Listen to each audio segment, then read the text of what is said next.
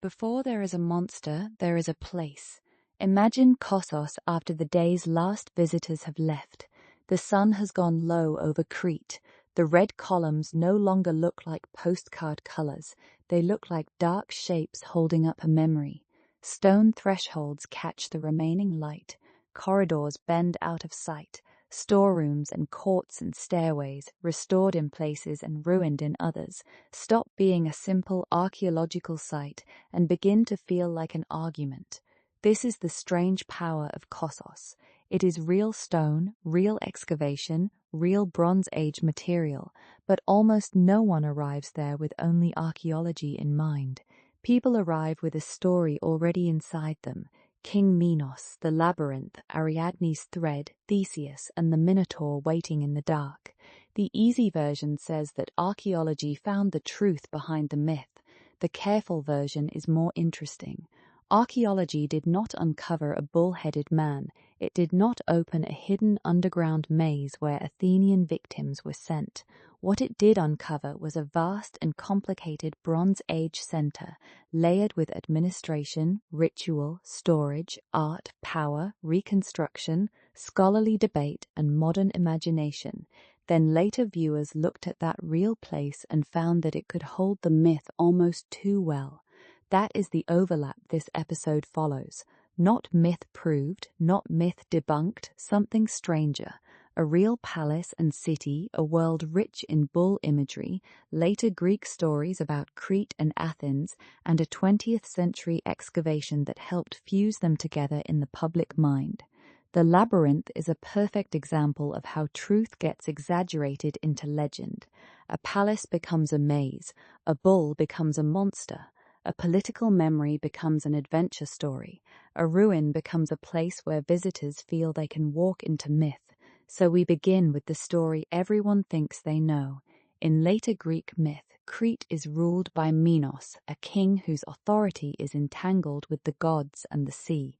In one version gathered by Apollodorus, Minos asks Poseidon to send a bull from the depths as a sign that his claim to rule is divinely supported. The bull appears, magnificent enough that Minos cannot bring himself to sacrifice it as promised. The broken promise begins the chain of horror. Pasiphae, wife of Minos, is made to desire the bull. Daedalus, the master craftsman, constructs a wooden cow so that the impossible desire can be fulfilled. From that union comes the Minotaur, a being part human and part bull. Minos hides the creature away in a labyrinth, a structure built by Daedalus with so many turns that the path out is lost. This is mythic material, not a Bronze Age report. It is late, layered, and told by Greek authors looking back toward Crete. But it matters because the myth is not merely a monster tale. It explains power, humiliation, tribute, cleverness, betrayal, and escape. Athens enters the story through defeat. After the death of Androgeus, son of Minos, the Athenians are forced to send youths and maidens to Crete as tribute. The familiar number is 7 young men and 7 young women. They are sent without weapons. They are sent to become food for the Minotaur. Theseus, the Athenian hero, either volunteers or is counted among the tribute, depending on the telling. When he reaches Crete, Ariadne, daughter of Minos, chooses to help him. She asks Daedalus how a person might leave the labyrinth alive. The answer is simple enough to become one of the great images in myth. A thread, a clue, a line fixed at the door and drawn behind the hero as he goes deeper in. Theseus enters. He finds the Minotaur in the inner part of the labyrinth. He kills it. Then he follows the thread back out. Even in summary, the story works because it is built from strong opposites. Darkness and daylight, monster and hero, palace and prison, Crete and Athens, a maze that confuses and a thread that remembers. It is no surprise that artists, poets, historians, tourists, and museum exhibitions kept returning to it. But if we pause there, we miss the central question. Why did this story attach so powerfully to Knossos? The answer begins long before the classical Greeks told the tale of Theseus as an Athenian hero. It begins in Bronze Age Crete, in a world that did not call itself Minoan. That name came much later, popularized by Arthur Evans after his excavations at Knossos. The people whose palaces, seals, tablets, frescoes, vessels, and ruins we study did not leave us a simple explanation saying, "Here is the origin of the Labyrinth myth." Their world has to be reconstructed from material evidence, from scripts partly or wholly difficult to use, from later Greek memory, and from modern interpretation. Knossos was not merely a backdrop for a story, it was a long-lived settlement and a major center. Scholarship on Knossos treats it as palace, city, and state, with Neolithic beginnings, Bronze Age fluorescence, Mycenaean layers, later occupation, and Roman material as part of a much longer history. A centenary volume on Knossos gathered dozens of papers because the site cannot be reduced to one mythic label. It is administration, craft, architecture, trade, storage, ritual, elite display, and changing settlement over thousands of years. That matters for the episode because the myth tempts us to collapse everything into one image, a maze under a palace. But archaeology widens the picture. There are courts and magazines. There are storage jars, ceilings, fresco fragments, stairways, drainage, workshops, rooms whose functions are debated, and restorations whose modern surfaces affect every photograph. There are clay tablets and evidence for systems of writing. There are bulls, yes, but not only bulls. There are marine animals, processions, vessels, tools, signs of administration, and the ordinary machinery of a complex society. The bull, however, cannot be ignored. Bull imagery is one of the bridges between Bronze Age Crete and later myth. Fresco fragments and objects associated with bull sports or bull leaping have long invited interpretation. They show that bulls mattered visually and symbolically. They do not prove that a Minotaur existed. They do not prove that Athenians were fed to a monster, but they do help explain why later imagination found Crete such a plausible home for a bull-centered legend. Here the careful wording is everything. A bull-rich visual culture is not the same as a bull-headed monster. A ritual or sport involving bulls is not the same as human tribute. A large architectural complex is not the same as the mythic labyrinth of Daedalus, yet myth often grows exactly in those gaps. It takes symbols that are already powerful and makes them narrative. It takes architecture that is already complex and makes it a prison. It takes political anxiety and gives it teeth. The Greek myth is also not neutral. Theseus is not just a young man in a maze, he becomes a hero of Athens. The Met Museum's overview of Theseus stresses that myth in the Greek world could serve as an alternate form of reality and as precedent for political programs. Theseus's rise as a national hero of Athens was tied to historical and political developments in the 6th and 5th centuries BCE. That means the Minotaur story is also an Athenian story about Athens, a memory in which Athens suffers under Cretan power, sends tribute, produces a hero, defeats the monster, and returns toward political destiny. So when we say the labyrinth at Knossos, we are already standing inside a layered construction. Bronze Age Crete did not hand us the Theseus story in a contemporary inscription. Later Greek tradition looked back and imagined Crete as a place of dangerous power. Modern archaeology then uncovered a palace complex large enough and strange enough to make that ancient imagination feel physically persuasive. This is the point where many retellings become too confident. They say the myth was true because there was a palace, or they say the myth was false because there was no monster. Both answers are too small. The better question is, what kind of truth can a place give to a story? Knossos gives the myth texture. It gives it walls, courts, thresholds, bull images, elite rooms, storage corridors, and a sense of scale. It gives later viewers a place to stand while imagining the story, but it does not turn every element of the story into fact. That distinction is the thread we need to hold. The word labyrinth itself carries the danger of certainty. To a modern visitor, a ruined palace with many rooms can feel maze-like. To a guide, it is tempting to point and say, "This is the labyrinth." To a viewer shaped by centuries of art, that phrase feels satisfying. But the scholarly problem is more complex. The Cretan labyrinth has been treated at different times as monument, memory, image, cave, palace, symbol, and tourist reality. Its identity has shifted depending on who is telling the story and what they need the story to do. This is why the labyrinth is not simply an architectural question. It is a memory question. Where does a culture locate a story? In a building, in a cave, in a ritual landscape, in a political myth, in a museum display, in a restored ruin where modern concrete and ancient stone share the same photograph? Knossos became persuasive as the labyrinth because it could satisfy several needs at once. It was old enough to feel ancestral. It was complex enough to feel confusing. It was associated with bulls strongly enough to echo the Minotaur. It was excavated at a moment when European scholars, national movements, tourism, and public appetite for origins all wanted dramatic stories. And it had Arthur Evans, whose interpretations and restorations gave the site an unforgettable visual identity. Evans is unavoidable. In 1900, after earlier discoveries by Minos Kalokerinos had revealed remains at Knossos, but before full excavation was possible, Evans received permission to dig. The Ashmolean's exhibition material describes him as beginning his excavation convinced that the building was the labyrinth of myth. He found colorful frescoes, clay tablets, and a room with an intact stone throne. He called the building the Palace of Minos and helped popularize the term Minoan for Bronze Age Crete. There is a generous way and a critical way to tell this. The generous version says Evans brought Knossos into world attention.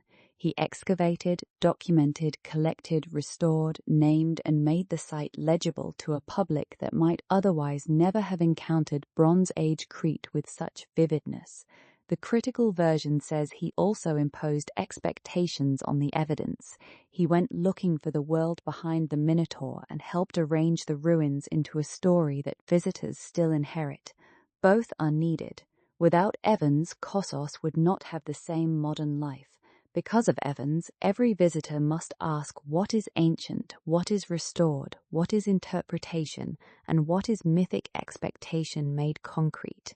J. Alexander McGillivray's caution is sharp. Evans's assumptions about origins, nationalism, and the Minoans shaped how he read Knossos. The point is not that Evans invented the site. The stones are real, the finds are real, the Bronze Age world is real. The point is that excavation is never just a neutral uncovering of facts.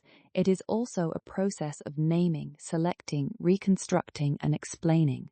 Once a site is called the Palace of Minos, every corridor begins to echo with Minos, whether or not the Bronze Age occupants would have recognized the name.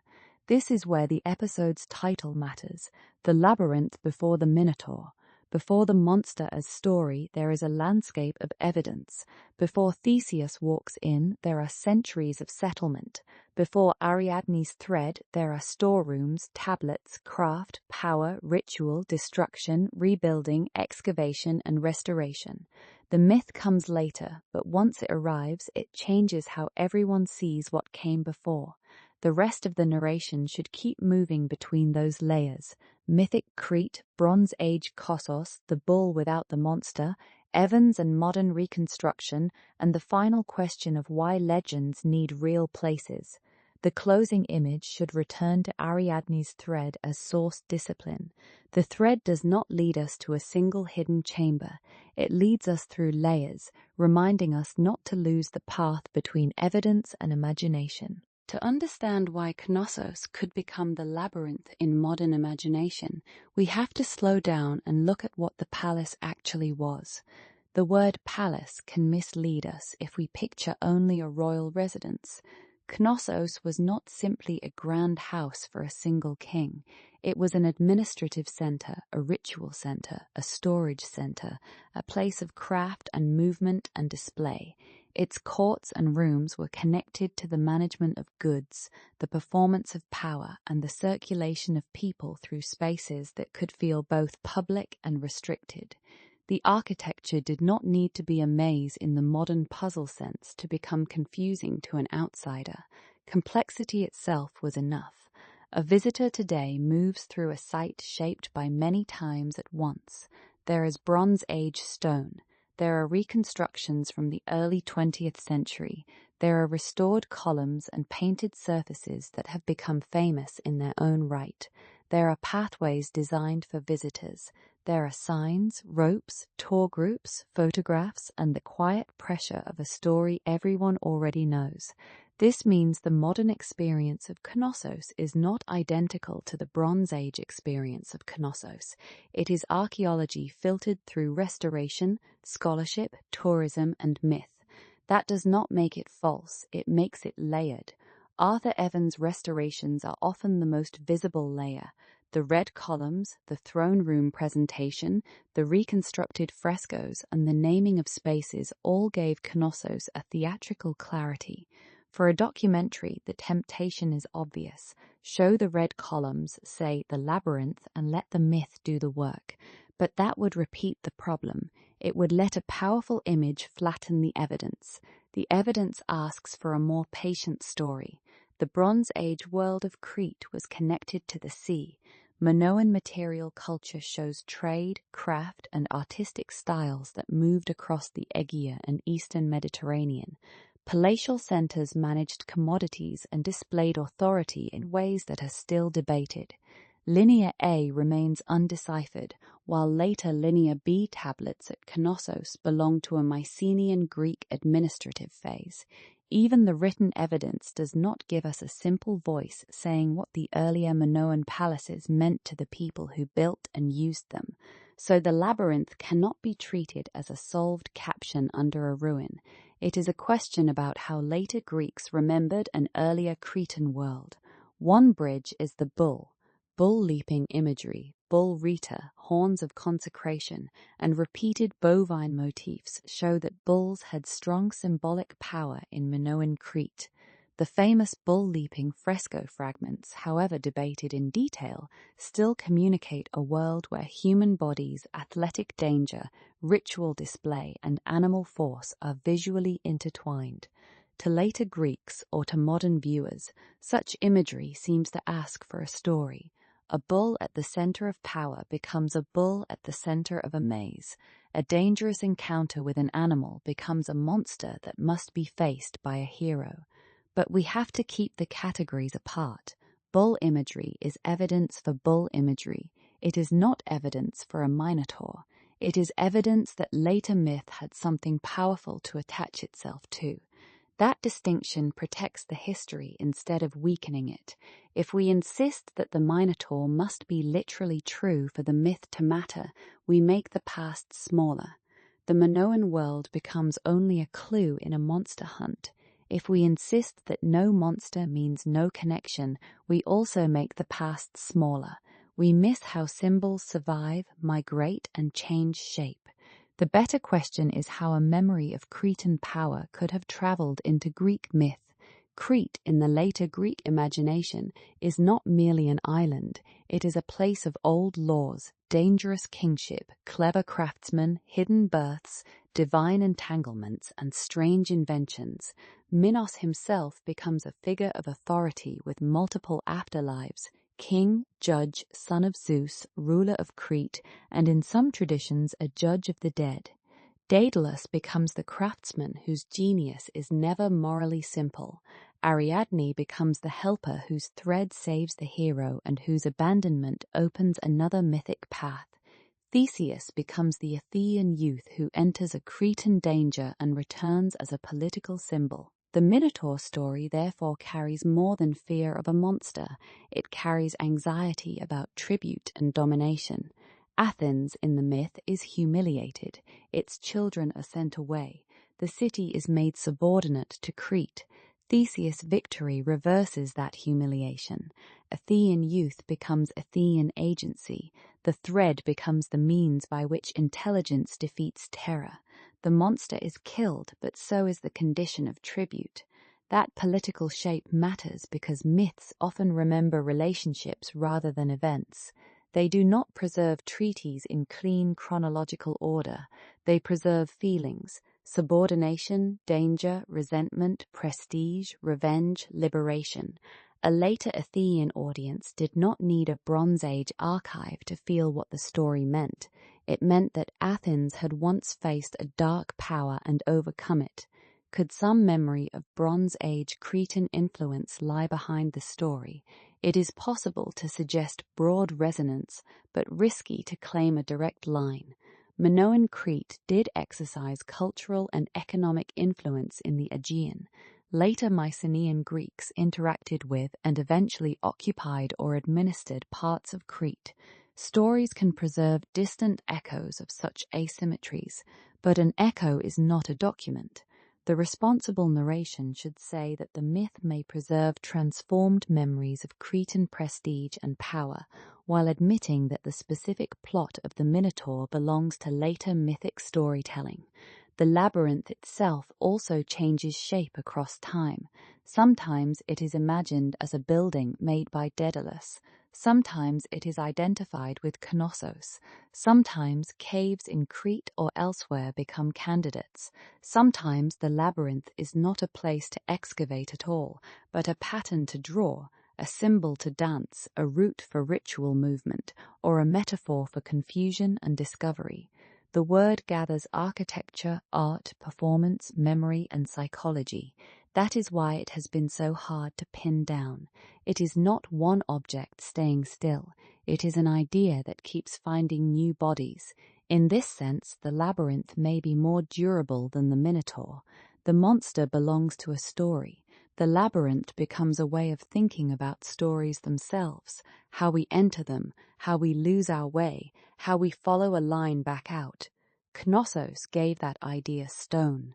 When Evans connected the palace with the labyrinth, he did more than make a scholarly proposal. He created a modern scene in which visitors could walk through myth. The restored palace seemed to offer proof through atmosphere.